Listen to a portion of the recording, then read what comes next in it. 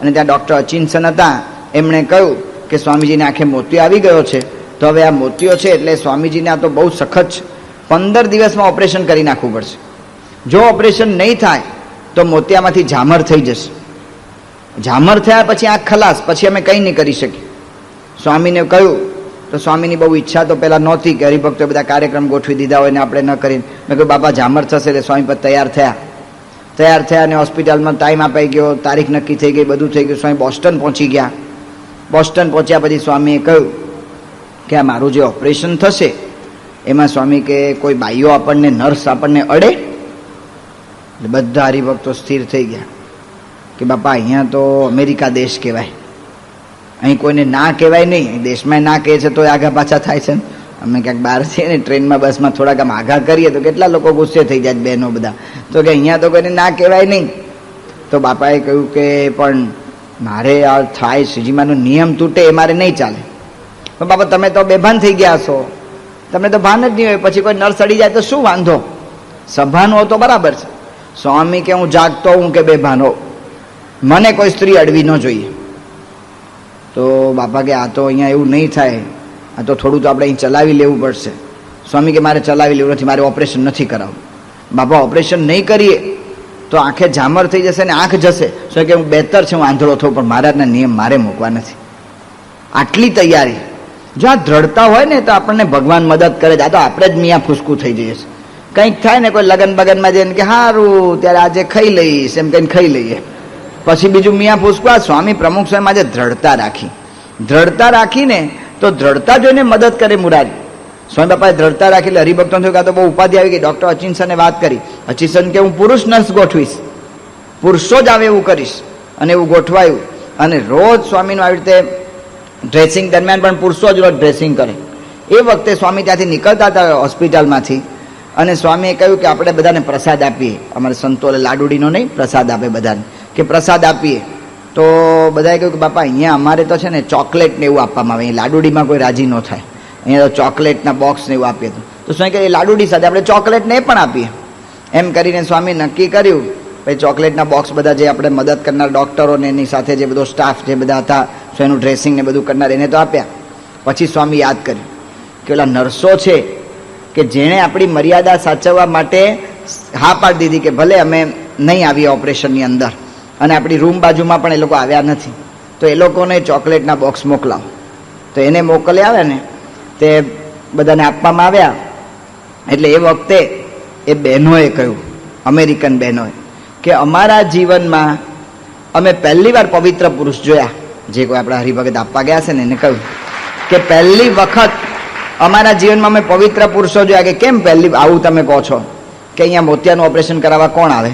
60 વર્ષથી ઉપર હોય એને જ મોતિયો થાય, એટલે એ મોતિયાનું ઓપરેશન કરાવે. એવા ઘરડા બધા બુઢા અહીંયા આવે છે ને, પણ એ પણ અમે એનું ડ્રેસિંગ કરવા જઈએ ને, આંખનું ઓપરેશન થઈ ગયા પછી રોજ ડ્રેસિંગ કરવું પડે, તો અમે એનું ડ્રેસિંગ કરવા જઈએ ને પાટાપિંડી હરખી કરવા માટે, તો એ મારા વાલા એ 60 વર્ષના બુઢાએ અડપલા કરવાનું ચૂકતા નથી. તો કહે છે અમારા જીવનની અંદર અમે પહેલી વખત આવા પવિત્ર પુરુષ જોયા. તો જો આ નિષ્કામ વર્તમાન પ્રમુખ સ્વામી મહારાજ દ્રઢ રાખ્યું.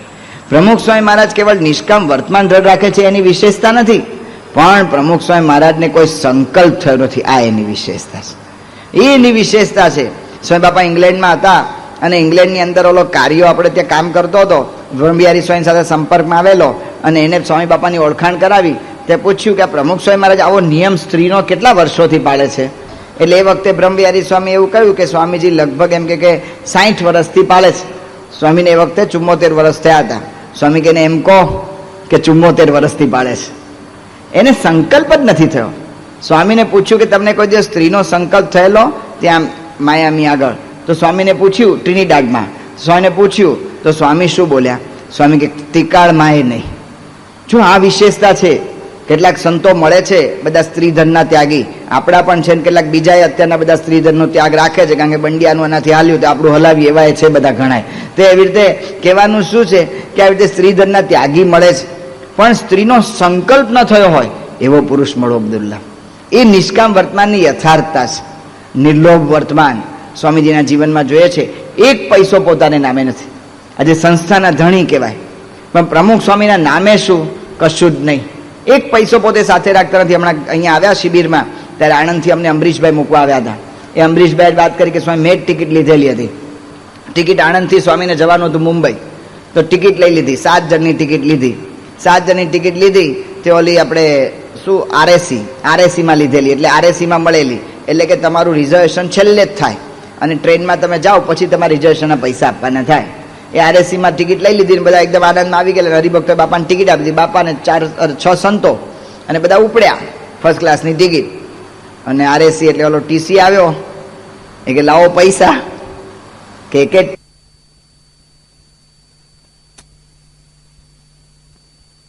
ઘર સભા થતી હતી. ઘર સભા થતી હતી ને ઓલી નાની છોકરી હતી એ ઘર સભામાં યોગી ગીતા વાંચી. તે યોગી ગીતામાં વાત આવી કે કોઈ વાળે તો કટ વળી જવું. કટ વળી જવું એટલે શું? તમારે કાઠિયાવાડમાં કટ એટલે તરત, તમને ઓછું સમજાય, પણ કટ એટલે તરત, કે તરત વળી જવું. પેલી છોકરીએ પૂછ્યું, બિચારી નાનકડી છોકરી, ખબર ના પડે એટલે પૂછ્યું, પપ્પા કટ વળી જવું એટલે શું? તો કે તરત વળી જવું, એમ યોગી મહારાજ કહે છે. તે ઓલીને વળી અંતરદ્રષ્ટિ થઈ. એને કહ્યું કે હું કટ નથી વળતી. નહીં કે હા બેટા તું નથી વળતી, એ કે હવે હું કટ વળી જઈશ. યોગી મહારાજે કહ્યું ને એવું કંઈક વાતચીત થઈ ગઈ. બીજે જ દાડે સવારના એના પપ્પાએ છાપું વાંચ્યું ને આપ્યું કે લે બેટા આ બાજુમાં કાકાને આપી આવ ને.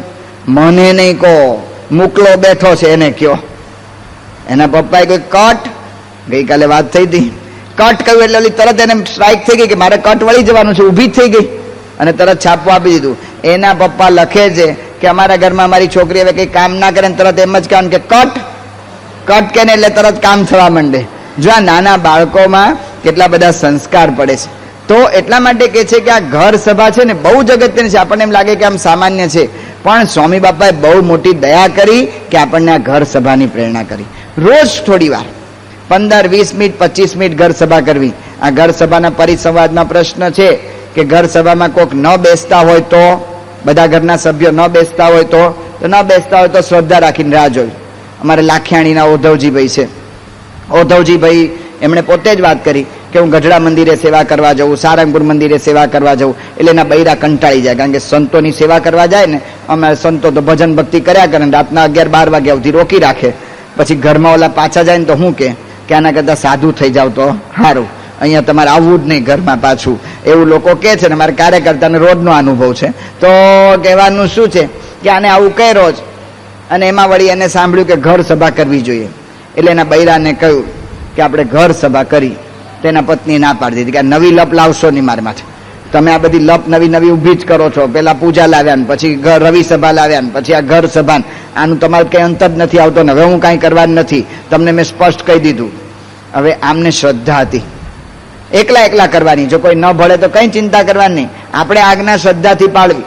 એકલા એને સભા શરૂ કરી. પણ મનમાં સંકલ્પ ખરો ઉદ્ધવજીભાઈનો કે ગમે એમ કરીને મારા ઘરવાળા છે ને સભામાં બેહે તો સારું. એટલે એ શું કરે કે ઘર સભા ચાલુ કરે એટલે બૈરાને પણ એમ કે મારે નથી જ બેસવું, એના પત્નીને એમ કે નથી બેસવું. એટલે એના પત્ની શું કરે કે બરાબર ઓલા ઘર સભા ચાલુ કરે એટલે કામ કાઢે, કે ઝાડા ઝુપટનું કામ કાઢે, કે ચોગાન સાફ કરવાનું કામ કાઢે, એવું કંઈક કામ કાઢે એટલે એ બેસવું ના પડે. એટલે આ ભાઈ શું કરે કે મોટેથી વાંચે, એટલે ગમે ત્યાં તો એને સંભળાય. મૂળ એનો હેતુ એટલો.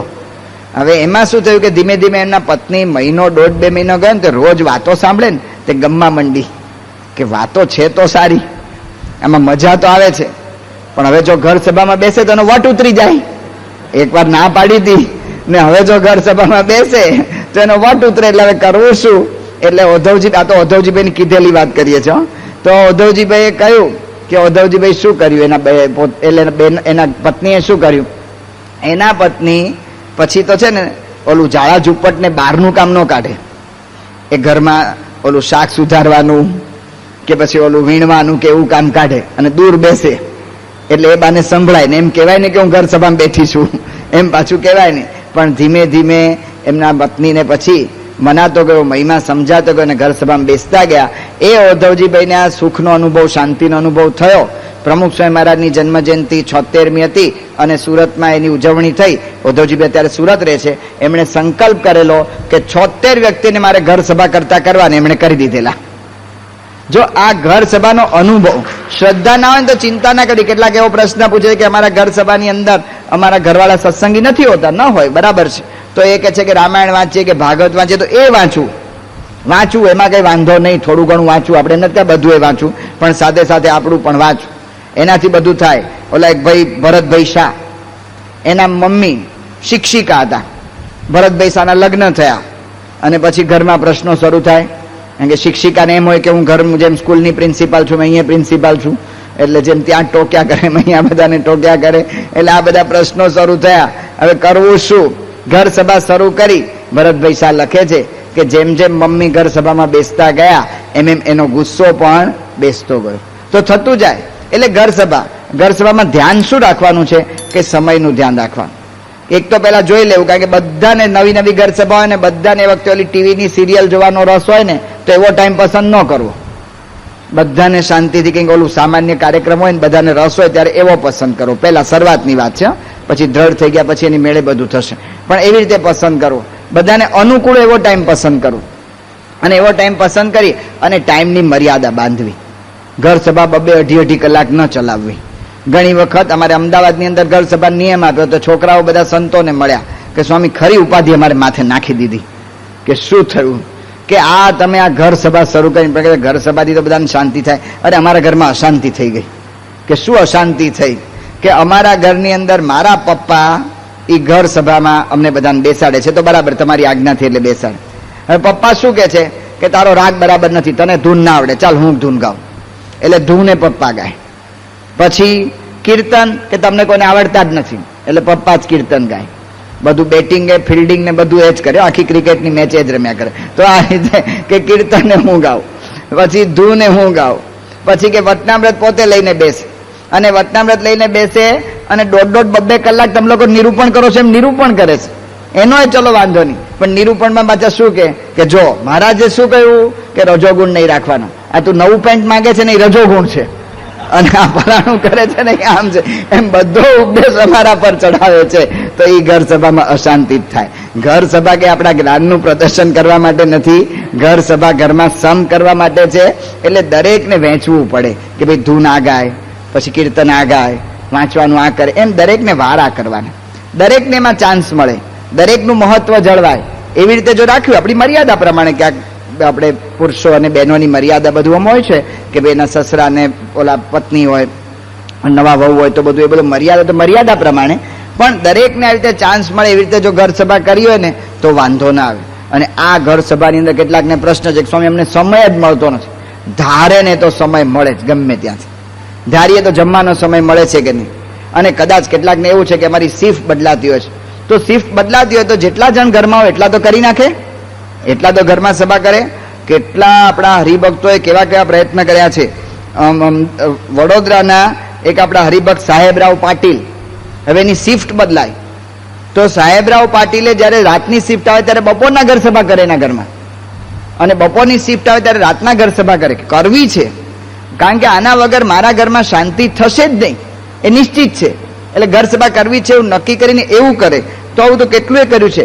બાબરાના આપણા દામજીભાઈ નામના એક હરિભગત છે, હવે બારગામ ગયેલા, એને એના પત્ની. હવે ઘર સભા કેવી રીતે કરવી?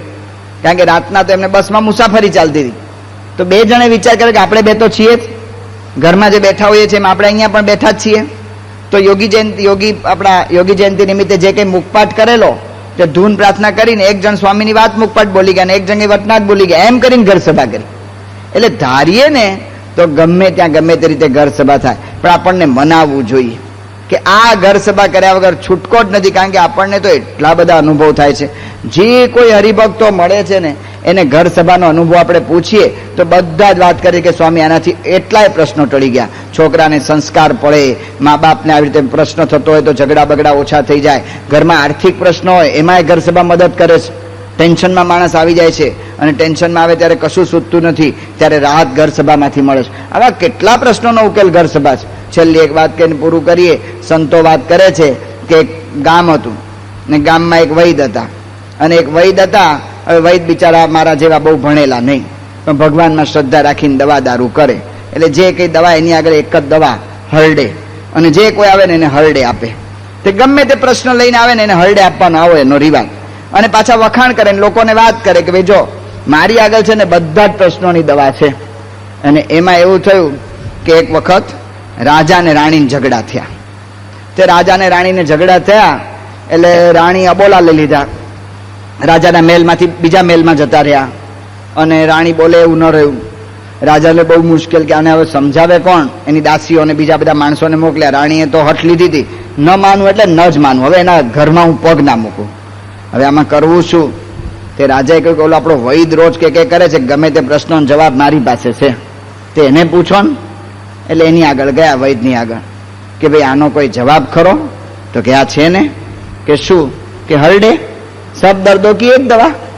એટલે હોય હરડે? હા હરડે. કે લઈ જાઓ.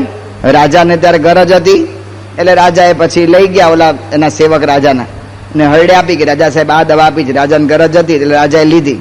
હવે હરડે લીધી ને હારી પેઠે લીધી હશે, તે રેચ લાગ્યો, અને રેત લાગ્યો એટલે રાજા 10-12 વાર સંડાસ જઈ આવ્યા. કોઈ પણ માણસ 10-12 વાર સંડાસ જાય, પગ પગ ઢીલા થઈ જાય, અશક્તિ આવી જાય તો હકીકત છે. એટલે રાજાને અશક્તિ આવી ગઈ, ઢીલા પડી ગયા. રાજ દરબારમાં રાજા ગયા નહીં. રાજ દરબારમાં મંત્રીઓ આવી ગયા હતા, બધા તપાસ કરી કે રાજા સાહેબ કેમ નથી આવ્યા? તો કે રાજા સાહેબને તો અશક્તિ આવી ગઈ છે, માંદા પડી ગયા છે, અને આવું છે. એટલે દરબારોને એમ થયું કે એમ રાજા બીમાર પડ્યા, એટલે મોટા માણસ બીમાર પડે બધા જોવા જાય. એટલે દરબારો ને મંત્રીઓ ને ગામના માણસો જે કઈ સભામાં આવેલા ને બધાએ ત્યાં એક પછી એક ટોળું આખું ગયું. રાણીએ ઝરૂખામાંથી જોયું, એટલે આટલા બધા માણા કેમ આ રાજાના મહેલમાં આવે છે? કે આ બધા માણા એટલા માટે આવે છે કે રાજાને અશક્તિ બહુ આવી ગઈ છે, બોલી શકતા નથી.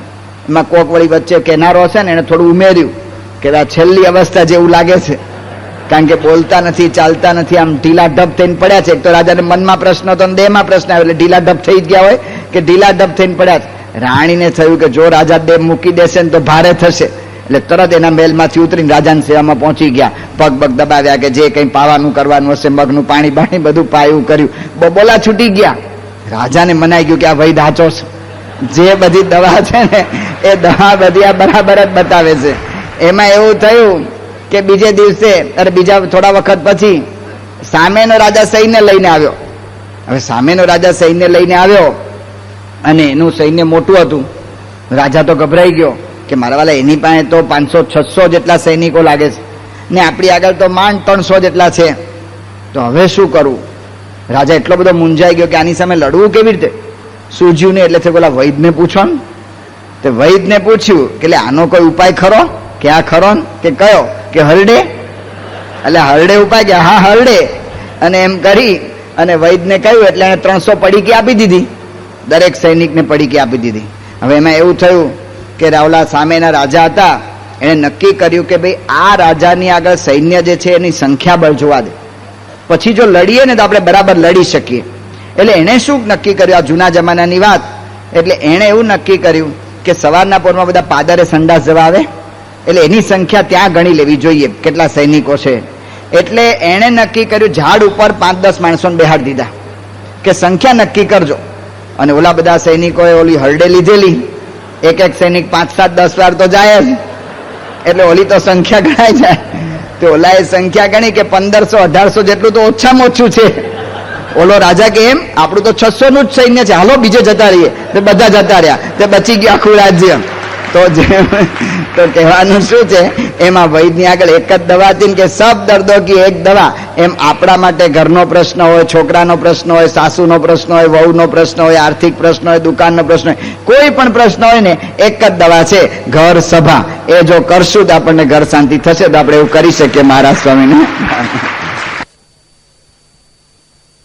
કહ્યું કે ભાઈ સાહેબ અમારું દાદર મંદિર આવે ને ત્યારે દાદર સ્ટેશન અમારા હરિભક્તો આવશે, એટલે એ તને પૈસા આપી દેશે. આ બધી વાતચીત ચાલતી હતી. એક ઘાટકોપરના ભાઈ હતા, એને સાંભળી અને એને બધા પૈસા ચૂકવી દીધા. પણ આ પ્રમુખ સ્વામી મહારાજ નિર્લોભી વર્તમાન.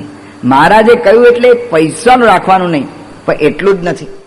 પૈસો તો ઘણા કદાચ ન રાખનારા મળી જાય, પણ પ્રમુખ સ્વામી મહારાજ એક પૈસાનો ઉપયોગ પોતાના માટે વધારે પડતો થવા દેતા નથી.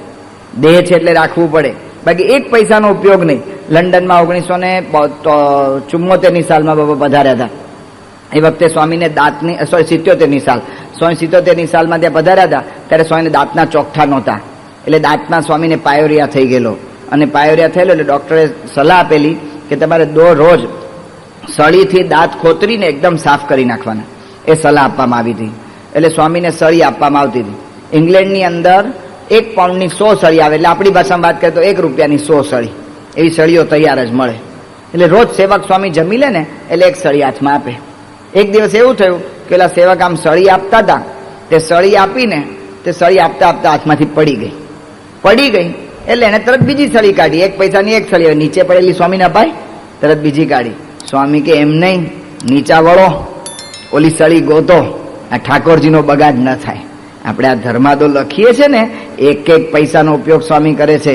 હમણાં સ્વામીને તમે દર્શન કર્યા ને શયન માનસીમાં, સ્વામીના શયન માનસીમાં ગઈકાલે દર્શન કરાવ્યા ને, તો ગઈકાલે દર્શન થયા તે સ્વામી ઓલું ટીસ્યુ છે ને, ઓલું કાગળ છે, એ કાગળ સ્વામી આમ આંખ ચોળતા હતા, 2-3 વાર આંખ ચોળી સ્વામી સારી પેઠે. તે ટીસ્યુ પેપર છે, કાગળ છે. એ કાગળ છે ને આમ આપણે એમ કહીએ ને આપણી સામાન્ય ઓલી ભાષામાં, જે ગુજરાતી ભાષામાં ઢેઢેઠી પાય કહેતા કે હા, એની કિંમત જ નહીં અમેરિકામાં તો કાંઈ. એ ટીસ્યુ પેપર સ્વામી વાપરે ને એક વખત રાતના, એ પાછું ઓશિકા નીચે દબાવી રાખે. શું કામ? કે સવારના પાછું એનું એ વપરાય, ખોટો બગાડ નહીં. જોજો સ્વામી ટ્યુબલાઇટ ને બધું કેટલું બંધ કરાવે છે, સ્વામી વોકિંગ કરતા હોય તો 1 પૈસાનો પોતાના માટે ઉપયોગ ન થાય એવું ઈચ્છે છે. આ બહુ અઘરું છે. આટલું બધું મળે ત્યાર પછી રોજ વિચાર રહેવો. સ્વામી હમણાં સારંગપુરમાં હતા, ઓલી રૂમમાં લાઇટ શું કે લાઇટો શું કામ ચાલુ કરો છો? કે બાપા બંધ કરીએ જ છે. શું કે અત્યાર પહેલા બંધ કરી દો. પણ કે તમે રૂમમાં અંદર પધારો એટલે હોલની લાઇટ બંધ કરીએ ને? શું કે ના, મારે 1 લાઇટથી ચાલે એમ છે. શું કામ એટલે આટલી બધી લાઇટ ચાલુ છે? હમણાં જ આ 10 દિવસ પહેલાની જ વાત કરો, 15 દિવસ પહેલાની વાત કરીએ છીએ આપણે. તો એવી રીતે કહેવાનું શું છે કે આ નિર્લોભી વર્તમાન, પોતાને માટે સુખ ઈચ્છતા જ નથી. નિષ્કામ, નિર્લોભ, નિસ્વાદી વર્તમાન. જો સ્વામી બાપાને કોઈ જાતનો સ્વાદ નથી અને કેટલો નિયમનો આગ્રહ રાખે. લંડનમાં 1994ની સાલમાં બાપા પધાર્યા, મંદિરની પ્રતિષ્ઠાનો ઉત્સવ હતો અને એ વખતે સ્વામી પધાર્યા અને બાપા બરાબર જમવાના ટાઈમે લંડન પહોંચેલા. સવારના પરમાં અહીંથી 4 વાગે નીકળી તો ત્યાં 12 વાગે આપણે પહોંચી શકીએ. તો એવી રીતે સ્વામી બરાબર પહોંચેલા જમવાના ટાઈમે. એટલે બધા સંતોએ પણ ત્યાં વહેલા પહોંચી ગયેલા, એમણે રસોઈને બધું કરી દીધું, ઠાકોરજીને થાળ ધરાવી દીધો. બાપા પધારે એટલે બાપાને પાટલા ઉપર બિરાજમાન કર્યા અને આવી રીતે બાપાને થાળ લઈને આવ્યા સેવક અને થાળ મૂક્યો કે બાપા જમો. બાપા કે પત્તર લાવો. કે બાપા પત્તર છે ને આપણી સાથે બીજી ગાડી હતી ને એમાં મૂકેલા હતા અને એ ગાડી છે ને ક્યાંક આમ ભૂલી પડી ગઈ છે. એટલે હવે પત્તર તો આવશે, પણ હવે તમે સવારના 4 વાગ્યાના નીકળ્યા છો, નાસ્તો કંઈ થયો નથી, કશું કે એવું કંઈ નથી, તો હવે જમી લ્યો ને, આમાં શું વાંધો છે? સ્વામી કે મારે જમવું નથી. સ્વામી ઊભા થઈ ગયા, ઊભા થઈ અને આટલી 9 કલાકની મુસાફરી કરેલી હોય, ઉજાગરો એટલે થાક તો લાગ્યો હોય, એટલે સ્વામી સૂઈ ગયા. અને સૂઈ ગયા તે સાંજે ઉઠ્યા પછી હરિભક્તોની સભા કર્યા પછી રાત્રે જમ્યા, પણ પત્તર વગર પ્રમુખ સ્વામી જમ્યા નહીં. જો નિસ્વાદી વર્તમાન, એ તો ઠીક છે, પત્તર તો અમે બધા રાખીએ છીએ, પણ સ્વામીને જમવામાં સ્વાદ જ નથી. આ કોઠારી સ્વામી એમના સાક્ષી છે. સાંકરી બાજુ સ્વામીને ત્યાં જમાડતા હતા, ના સાંકરી ઢેબરાનું કોઠામાં તમે જતા ને ત્યારે, હા, તો સાંકરી બાજુ બાપાને જમાડતા હતા અને એ વખતે દૂધીના ઢેબરા બનાવેલા. તે સંતો સ્વામીને આગ્રહ કર્યા કરે કે બાપા ઢેબરા જમો, ઢેબરા જમો, વારંવાર મૂક્યા કરે. સ્વામીને તો કેવું કોક જેમ કેમ કરે. એટલે સ્વામી ઢેબરા લીધા અને જમ્યા. કોઠારી મહારાજ બાજુમાં બેઠા હતા. કોઠારી મહારાજે સેવકને રોક્યા કે આ ઢેબરામાં જે દૂધી છે ને કડવી છે, ભાઈ સાહેબ આગ્રહ ન કરો. પણ સ્વામી બોલતા જ નથી. આવા તો કેટલા પ્રસંગો બની ગયા. જ્ઞાનેશ્વર સ્વામી ત્યાં લંડનમાં બાપાની સાથે હતા અને પછી બાપા તો લગભગ અડધો પોણો નાસ્તો પતાવી દીધેલો. જ્ઞાનેશ્વર સ્વામી પહોંચ્યા એટલે તરત એમને પીરસવામાં આવ્યું. સ્વામીનું પીરસ્યું અને તરત જમતા હતા અને જોયું તે મગમાં મીઠું જ નહીં ને સ્વામી તો અડધી પોણી વાટકી જમી ગયેલા. કે મીઠું જ નથી તો સ્વામી બોલતા જ નથી, એને સ્વાદ જ નથી, એને ખબર જ નથી. મુંબઈમાં એકવાર સ્વામીએ જમવા થાળ મુકાયો હતો અને એમ સ્વામી એમ શરૂઆત કરતા હતા, એની પહેલા ફોન આવ્યો. તે સ્વામીએ ફોન લીધો અને ફોનમાં વાત કરી અને ફોન પાછો આપ્યો. સ્વામી કે લાવો હાથ ધોઈ નાખીએ. એટલે નાસ્તો જ બાકી છે, આ જમવાનું બાકી છે, એને અનુસંધાન જ નથી. આટલા વર્ષોથી સ્વામી જમે છે અને સ્વામી તો કંઈ ખાનગીમાં કશું જમતા જ નથી, જાહેરમાં જ જમે છે. હવે કોઈક 2-5 માણસ બેઠા હોય ને આપણે જમવું ને એ જ અઘરું કામ છે. આપણે ટ્રેનમાં કે બસમાં જમતા હોય ને આમ કંઈક આપણું નાસ્તો બાસ્તો લઈ ગયા હોય તો આમ ખાતા હોય ને તો કોઈક આપણી સામે આમ ટીકીને જોઈએ તો આપણે કંઈક ફેંકી દો, હારું પચવા નહીં દે, આ છે મને પચવા નહીં દે, આના કરતાં ફેંકી દઉં તો સારું, એવું આપણને વિચાર આવે. તો સ્વામી બાપાના જીવનમાં જોઈએ છીએ તો સ્વામીની સામે આપણે હજારો હરિભક્તો આમ જોતા હોય, નિશંકપણે જમે છે. કારણ કે જમે છે મહારાજને યાદ કરીને જમે છે કે બીજાને અનુસંધાન જ નથી, નિશંકપણે જમે છે. અને આટલા વર્ષોથી આપણે દર્શન કર્યા, એક પણ દિવસ સ્વામીને એવું જોયું નથી કે આમ જમવામાં આમ એકદમ આકુળ વ્યાકુળ થઈ ગયા હોય. ઘણી વખત નહીં કે સારી આઈટમ આવી ગયો તો લાવો લાવો બહુ સરસ બની છે, ઠપકારો એમ કહીને આપણે લેધા જ કરીએ. ઓ લાગે કે રવા દો, પાછળ કોઈના માટે કઈ નહીં રહે, ત્યારે આપણે માંડ ઉભા થઈએ. તો કહેવાનું શું છે કે એવું સ્વામીના જીવનમાં આટલા વર્ષોમાં આપણે જોયું જ નથી. આટલા વર્ષોમાં એક પણ દિવસ એમને એવો વિચાર ના આવે કે આજે બરાબર પેટ ભરીને જમું ને વધારે જમું. તો કેટલો જબરજસ્ત સંયમ હશે, આ જીભ ઉપર કેટલો કાબુ હશે, એમના જીવનમાં નિર્લોભી વર્તમાન કેટલું દ્રઢ થયેલું હશે. તો આ નિસ્વાદી વર્તમાન કેટલું દ્રઢ થયું હશે. તો આ નિષ્કામ, નિર્લોભ, નિસ્વાદ, નિસ્નેહ, સ્વામીને કોઈ સ્નેહ નથી આ લોકમાં કોઈની સાથે નહીં. અહીંયા જ ઓલા મોતીભાઈ આવ્યા હતા, અત્યારે વિદ્યાનગરમાં છે, એ આપણા ગોંડલ ગુરુકુળની અંદર ગ્રહપતિ હતા. અહીંયા આવેલા અને સ્વામીને મળ્યા. સ્વામી કે કેમ મોતીભાઈ તમે અહીંયા આવ્યા અત્યારના ગુરુકુળ મૂકીને? કે અશોક માંદો છે ને એટલે એને કહે છે કે હું સારવાર માટે લઈ જાઉં છું. સ્વામી કે એમ, લાવો બોલાવો અશોકને. કોણ અશોક છે, કેમ માંદો છે, આમ છે તેમ છે? સ્વામીને તો બહુ લાગણી થઈ જાય એટલે સ્વામી બધું પૂછવા માંડ્યા. તો કે બાપા અશોક છે ને એ ચાણસદનો આપનો ભત્રીજો. સ્વામી પૂછવાનું જ બંધ કરી દીધું, બોલવાનું જ બંધ કરી દીધું કે શું છે, કાંઈ છે, કશું નહીં, કંઈ બધું જ સ્વામીએ ભૂલ કરી દીધું, બંધ કરી દીધું. તો જો આ નિસ્નેહી વર્તમાન. બાકી આ તો પોતાના સગાવાલાને આને તેને બધાને કેટલાયને ઘુસાડ દે, કેટલાયને આવી રીતે ઘુસાડ દે. પણ એવું નહીં. પણ એ નિસ્નેહી વર્તમાન એટલું પૂરતું નથી. પણ સ્વામીને કોઈની સાથે બંધન થતું જ નથી. સ્વામી બોચાસણમાં આવે ને તો આપણને એમ લાગે કે સ્વામી બોચાસણના જ છે, આપણા જ છે એવું લાગે. અને અહીંથી સ્વામી અટલાદરા જાય ને તેમ લાગે મારું અટલાદરાના છે. અને અટલાદરાથી સ્વામી પાછા મુંબઈ જાય તો મુંબઈના હરિભક્તોને લાગે મુંબઈના છે. અને સારંગપુર આવે તો એમ લાગે સારંગપુરના છે. અને એકવાર એક જગ્યાએથી મૂક્યું, હરિચરિતામૃત સાગરમાં લખ્યું છે કે મહારાજની પ્રકૃતિ કેવી હતી કે એક સ્થાને તે સ્થાન મૂક્યું ને પછી એને કંઈ યાદ નહીં કરવાનું. એ વાત જ ગીતામાં કહ્યું, યત સર્વત્ર અભિસ્નેહ તત્તત પ્રાપ્ય શુભાશુભમ નાભિનંદતી નદ્વેષ્ટિ તસ્ય પ્રજ્ઞા પ્રતિષ્ઠિતા. ગમે એટલો સ્નેહ પ્રાપ્ત થાય ને એમાં એને બંધન ન થઈ જાય. તો જ્યાં નિસ્નેહી વર્તમાન અને નિર્માની વર્તમાન તો પ્રમુખ સ્વામી જેવું ક્યાં જોવા જ મળતું નથી. કેટલા નિર્માની, ગમે ત્યાં હોય ગમે તેને નમી પડે. અત્યારે સ્વામી પૂજા પછી પગે લાગે છે, કેવા પગે લાગે છે, આમ એટલા આમ ભાવથી પગે લાગતા હોય ને. આપણે પગે દંડવત કરતા હોય ને તો એવો ભાવ નથી હોતો, ને દંડવત કર્યા વગર પ્રમુખ સ્વામીને આ ભાવ છે. આ જે ખાય છે આપણને સ્વામીના જીવનમાં પ્રત્યક્ષ. દંડવત બંડવત ન કરતા તો કેટલું નિર્માની પણ. સર્વમંગલ સ્વામી વાત કરે છે ને કે બધાને કેટલાકને બીડીનું વ્યસન પડે છે, કેટલાકને કંઈક ચાનું વ્યસન પડે છે. એમ પ્રમુખ સ્વામીને વ્યસન પડી ગયું છે. શેનું વ્યસન? પગે લાગવાનું. જ્યાં ત્યાં પગે લાગે. સવારના ઉઠે ને વોકિંગમાં આવે ને પગે લાગે, પાછળ સબ પૂજા પૂરી થાય ને પગે લાગે, વળી પાછા પૂજામાં આવે ત્યારે પગે લાગે, નીકળે ત્યારે પગે લાગે, સભામાં આવે તો પગે લાગે. જ્યાં ત્યાં વારંવાર પગે જ લાગ્યા કરે. તો જે નિર્માની વર્તમાન છે. નાનામાં નાના સંત હરિભગતને પગે લાગતા અચકાતા નથી. અમે યુવકમાં હતા અને ત્યાં ઓલું પીપલાણાથી આખા ચાલીને ગયેલા. તે સ્વામી બાપા મોટરમાં આવે ને બધા સંતો ને યુવકો બધા ચાલીને ગયા. સ્વામી આવ્યા મોટરમાં અને મોટરમાંથી સ્વામીને તરત અમે આમ ખોલવા ગયા દરવાજો, અને દરવાજો મોટરનો ખોલ્યો અને બાપા ઉતર્યા. ઉતરીને પહેલું કામ સ્વામી શું કર્યું? સ્વામી યુવકોને પગે લાગ્યા. આ સામાન્ય નથી, કેટલું અઘરું છે. જોવું હોય ને તો આજે ઘરે જઈને છોકરાને પગે લાગજો, ખબર પડશે કે કેવી રીતે પગે લગાય છે. કે ભાઈ સાહેબ તારી ચરણ રજ ક્યાંથી મને એમ કેવું એને. સ્વામીએ શું કહ્યું? આ મહિમા છે. નાનામાં નાના હરિભગતને પગે લાગતા અચકાતા નથી, નાનામાં નાના સંતને પગે લાગતા અચકાતા નથી. ઓલા યજ્ઞવલ્લભ સ્વામી યુવકમાં પણ તેથી કરીને આવેલા અને બાપાને મળ્યા તો બાપા એને પગે લાગ્યા કે ઓહો તમારું પુણ્ય અમને મળે. કેટલું નિર્માની પણ. અમે ત્યાં હતા સ્વામી યારે યુવકમાં ધારીમાં, અને ત્યારે તો આવું બધી વ્યવસ્થા જ નહોતી. આપણે પંખા બંખા આવી, એર કુલર ને એર કન્ડિશન ને કશું હતું જ નહીં. સ્વામી ટપાલ લખતા હતા બપોરની એક બાજુ કથા થતી હતી અને પંખો એક નાનકડો ટેબલ ફેન મૂકેલો. તે ટેબલ ફેન મૂકેલો અને આમ મૂક્યો હતો ત્યાં. હવે અમારે ઓલા આનંદ સ્વરૂપ સ્વામીના ભાઈ યાજ્ઞ વાઘુ કહેતા હતા મેં, તો એ વાઘુ ત્યાં પંખાની આગળ જ આવીને બેસી ગયો. એટલે કથા ચાલતી હતી, આપણે બોલાય નહીં. આમ બધા સામેથી એને ઈશારો કરે કે ઊભો થા, ઓલું પંખાની હવા સ્વામીને જતી નથી. તે એ સમજે નહીં પાછો કઈ. ને સ્વામી તો બહુ ચકોર છે. અમે થોડોક ઈશારા કર્યા ને સ્વામી આમ જોયું એક વખત ને સ્વામી સમજી ગયા. સ્વામી કે રહેવા દો, પ્રસાદીનો વાયરો ક્યાંથી? જો આ વિચાર આવે. આપણે સમજે કે આવા ને આવા ભેગા થયા છે બુદ્ધિ વગરના બેલ જેવા, અને ઊભા થયા, ઊભો અહીં જા, મને પંખાની હવા જોઈશે. જો નિર્માની પણ આ નિર્માની પણ એટલું નથી. પ્રમુખ સ્વામી મહારાજનું સર્વોપરી નિર્માની પણ આપણને કાયમ દેખાય છે. હજી સુધી ક્યાં સુધી હુંકાર કર્યો નથી.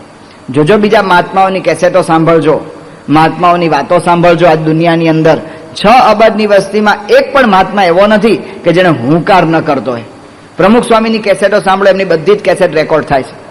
હજી સુધીમાં એક પણ વખત મેં આમ કર્યું, મારાથી થયું, એવું જો પ્રમુખ સ્વામી મહારાજથી બોલાયું હોય ને તો આપણે એના ગુલામ થઈ જઈએ બીજાને. પ્રમુખ સ્વામી મહારાજે કોઈ દિવસ બોલ્યા નથી.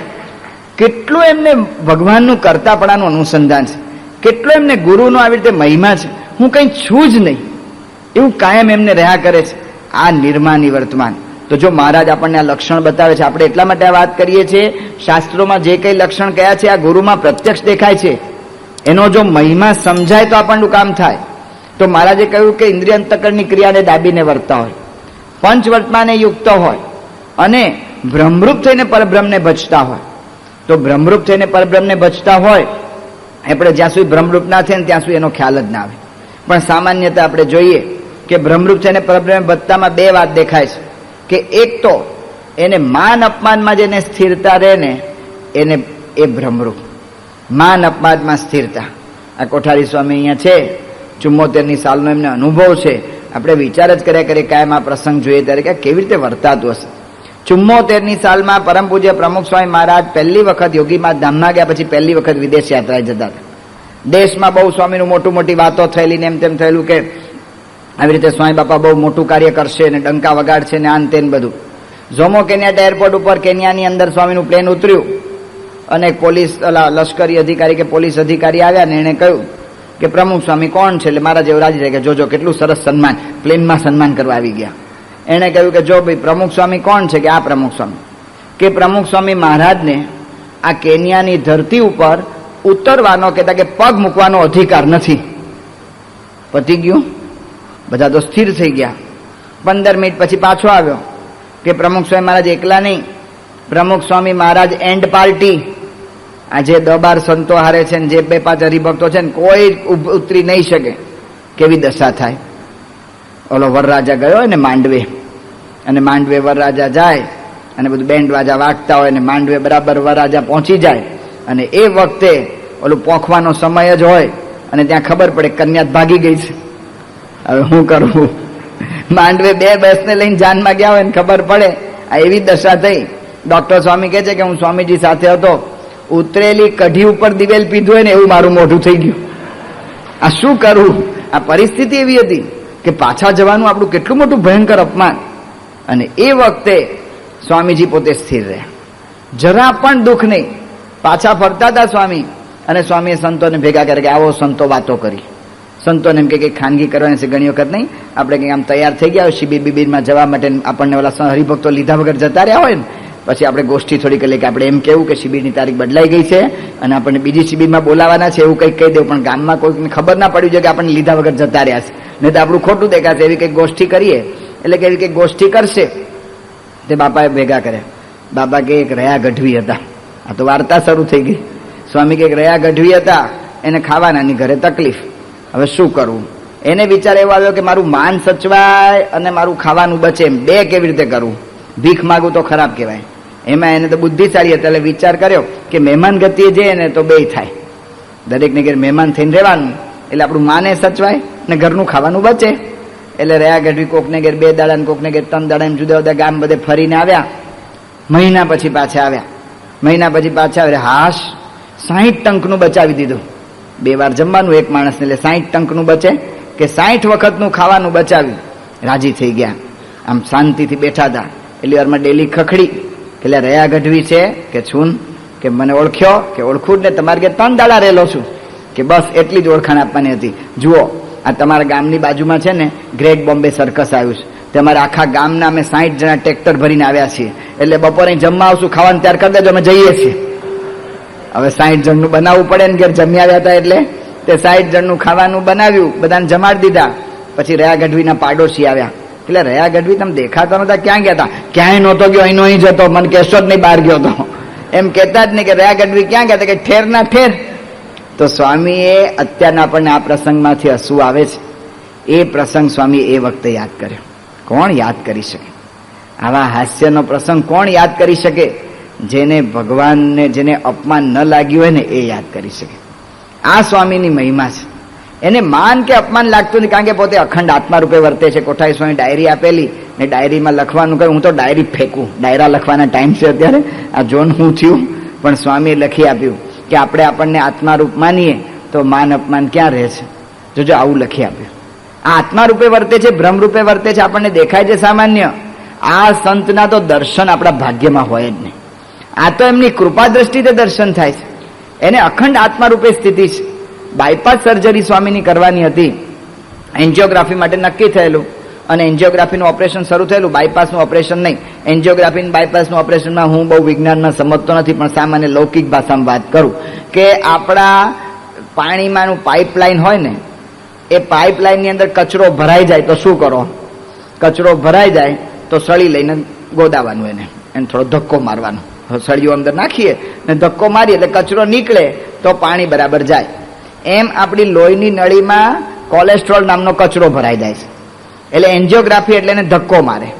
તો પેલા ડોક્ટર કોલેસ્ટ્રોલનો જો નળીની અંદર ભરાઈ જાય, લોહી એટલે ફરે નહીં, લોહી ફરે નહીં એટલે હાર્ટની અંદર બ્લોક થઈ જાય, હાર્ટ એટેક આવી જાય. એટલા માટે લોહી ફરવું જ જોઈએ, નહીં તો શરીર આપણું મરી જઈએ આપણે. એટલે ડોક્ટરો શું કરે કે આપણી નળીઓ સાફ કરે. તો નળી સાફ કરવાનું ઓપરેશન ચાલતું હતું. એમાં ડોક્ટરને ખબર પડી કે આ જે કચરો છે ને સખત છે, આમ સળિયા મારવાથી નથી નીકળે. એમ તો હવે શું કરો કે પાઇપને કાપી નાખો, પાઇપને કાપીને બીજું જોઈન્ટ માર દો, એટલે બાયપાસ. એ બાયપાસ કરાવો. હવે આવું ઓપરેશન કરવામાં બહુ તકલીફ, કારણ કે હૃદય આખું બહાર કાઢી નાખવાનું. અહીંયા હૃદય આ ધબકે છે ને, એ આખું હૃદય બહાર કાઢી અને મૂકી દે ઠંડા પાણીની અંદર, અને પછી પાછું બધું સાફ કર્યા પછી પાછું ઓલું હૃદય મૂકે ને જોઈન્ટ કરે. આ કેટલું અઘરું કે આ કરવાનું છે. અને આ ઓપરેશનમાં હવે કદાચ હૃદય કાઢે ને જતો રહે તો માણા તો જતોય રહે, કઈ નક્કી રહે. અને પછી પાછું મૂકતા વખતે પાછું ઓલું હૃદય ચાલુ ન થાય તો આમ ધબકવાનું ચાલુ થવું જોઈએ ને. એની અંદર તો કઈ બોલો સ્વિચ નથી કે આમ સ્વિચ દબાવીને ચાલુ થાય. જો ન ચાલુ થાય તો એ જતા રહે. હવે આવું ભયંકર ઓપરેશન શું કરવું, બધા મૂંઝાઈ ગયા.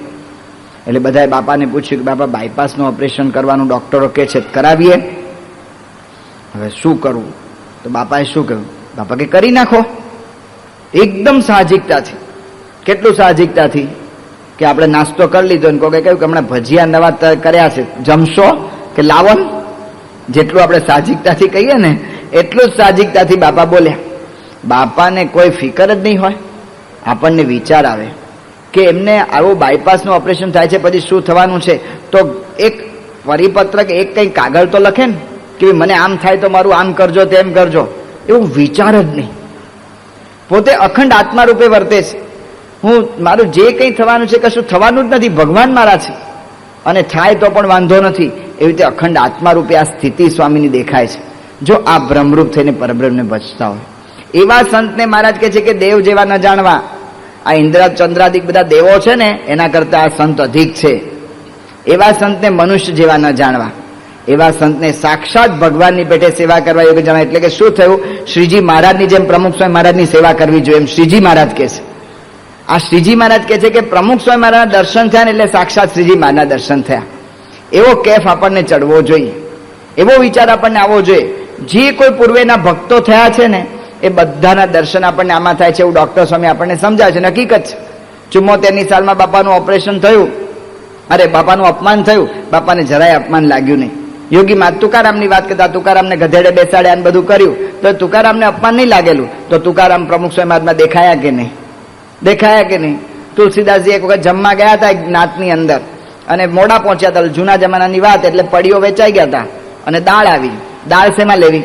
તુલસીદાસે છેલ્લે બેઠેલા પંગતમાં તે કોક હતા ભગત, એનો જોડો લીધો. એટલે તુલસીદાસ જોડો?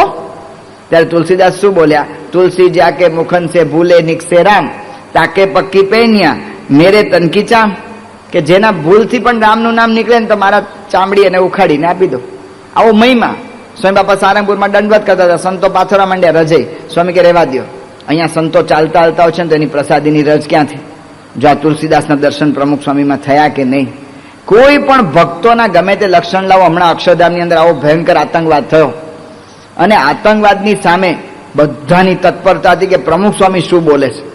પ્રમુખ સ્વામી બોલે ને તો હમણાં બધું જ પતાવી દે. આ તો ન બોલ્યા તોય પતાવ્યું, તો બોલ્યા તો શું થાય? તો પ્રમુખ સ્વામી આવી રીતે બોલે તો હમણાં બધાને પતાવી દે, એટલી બધી તૈયારી હતી. પણ સ્વામી શું બોલ્યા? સ્વામી કે જે કંઈ કર્યું છે, જેણે કંઈ કર્યું છે એને ભગવાન સદબુદ્ધિ આપે. જો ક્ષમા ભાવના, લોકમાં લોકો એમ કે છે કે મહાવીર સ્વામીના કાનમાં ખીલા ઠોક્યા ને જે માણસે, એ માણસને મહાવીરે ક્ષમા આપેલી. તો પ્રમુખ સ્વામીના કાનમાં ખીલા ઠોક્યા હતા અક્ષરધામમાં આતંકવાદ કર્યો ત્યારે. તેમ છતાં પણ પ્રમુખ સ્વામી એક શબ્દ બોલ્યા નહીં, ક્ષમા આપી દીધી, સહન કર્યું. જ્યોર્જ ફર્નાન્ડિસ બોલ્યા કે સ્વામીજી તમે જે આ સંયમ રાખ્યો ને અને તમે જે આ ક્ષમા આપીને એને લીધે ગુજરાત આજે સળગતું બચી ગયું છે, એવું ભારતના સંરક્ષણ મંત્રી બોલેલા. અને એટલા માટે એના પછી જયારે ઓલું હમણાં કાશ્મીરમાં ઓલું મંદિર એક બીજું હતું ને, રઘુનાથ કે કયું, રઘુનાથ મંદિર, તો રઘુનાથ મંદિરમાં જયારે હુમલો થયો અને એની સામે કોઈ હિન્દુઓએ કંઈ કામ ન કર્યું ને, ત્યારે શું કહેવામાં આવ્યું કે અક્ષરધામની પ્રણાલિકાને અનુસરે છે, કહેતા કે પ્રમુખ સ્વામીની સાધુતાને અનુસરીને આ લોકો નથી વધ્યા આગળ. આ વાત પડી, આ પત્રકારોએ લખેલી વાત છે. તો જો ક્ષમા ભાવના, તો આપણે વાત કરીએ છીએ કે તુલસીદાસ હોય કે તુકારામ હોય કે મહાવીર હોય કે બુદ્ધ હોય કે જે કોઈ ભક્તો થઈ ગયા ને, એ બધાના દર્શન આ પ્રમુખ સ્વામી મહારાજમાં આપણને થાય છે. કોઈ પણ શાસ્ત્રના મૂર્તિમાં દર્શન પ્રમુખ સ્વામી મહારાજમાં થાય છે. ગીતામાં લખ્યું કે યો મામ પશ્યતિ સર્વત્ર મયી ચ સર્વમ પશ્યતિ, એવી વાત જે કરી છે. તો તિથલની અંદર આપણને દર્શન થયા. તિથલ જન્મ જયંતિની સભા હતી અને સભાની અંદર બધા જ હરિભક્તોથી સૌથી ઉચ્ચ આસને સ્વામી બેઠેલા હતા અને બધા હરિભક્તો બધા સ્વામીની આરતી ઉતારતા હતા. સ્વામી કે મને આરતી આપો. સ્વામીની સામે ઠાકોરજી તો હતા નહીં, તો શું કરવું? તો સ્વામી હરિભક્તોની આરતી ઉતારી. ત્યાં સંચાલકે જાહેરાત કરી કે આપણા આવા પહેલા ગુરુ છે કે જે શિષ્યોની આરતી ઉતારે છે. તો સ્વામી આશીર્વાદમાં પહેલી વાત શું બોલ્યા? સ્વામી કે મને એમ કહેવામાં આવે છે કે શિષ્યોની આરતી ઉતારે છે, પણ હું તમારામાં શ્રીજી મહારાજ, શાસ્ત્રીમાં અને યોગી મહારાજ જોઉં છું, તો તમારી આરતી કરવી એ પણ મારી ફરજ. કયા ગુરુ એવા મળે કે જે શિષ્યોની આરતી ઉતારે?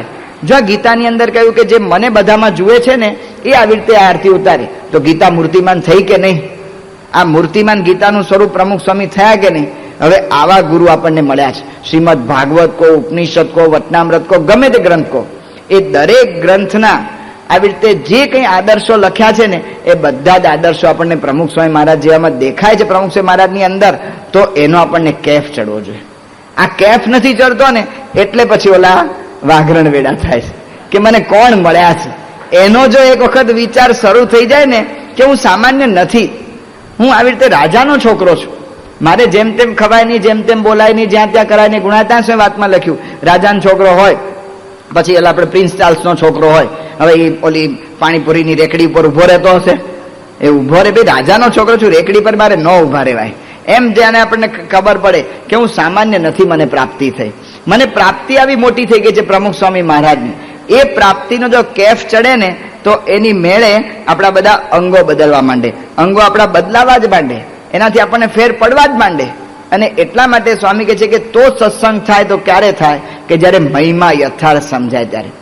રોજ દિવસમાં 1 વાર, 2 વાર, 5 વાર, 10 વાર મહિમા વિચારવો.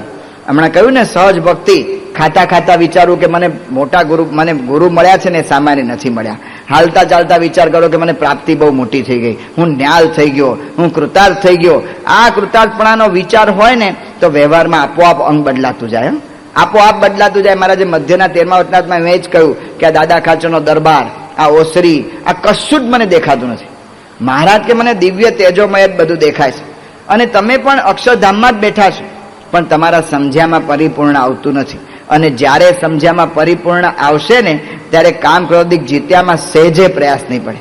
તો આ કરવાનું છે. યોગી મહારાજ એટલા માટે કહેતા, સવારે જ યોગી મહારાજની કેસેટ સાંભળી, વાત સાંભળીને આપણે પૂરું કરીએ.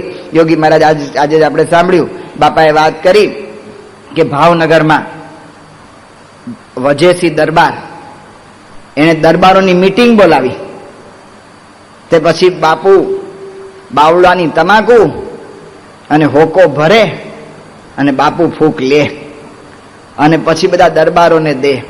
તે એમ નહીં ભટેસા જે તેને આવી રીતે જે તે ફૂંક લઈ લઈએ, એ તો પેલા 40 ગામના દરબાર, પછી 30 ગામના, પછી 20 ગામના દરબાર, એમ સ્વામી કે બધાને દરબારને હોકો મળે.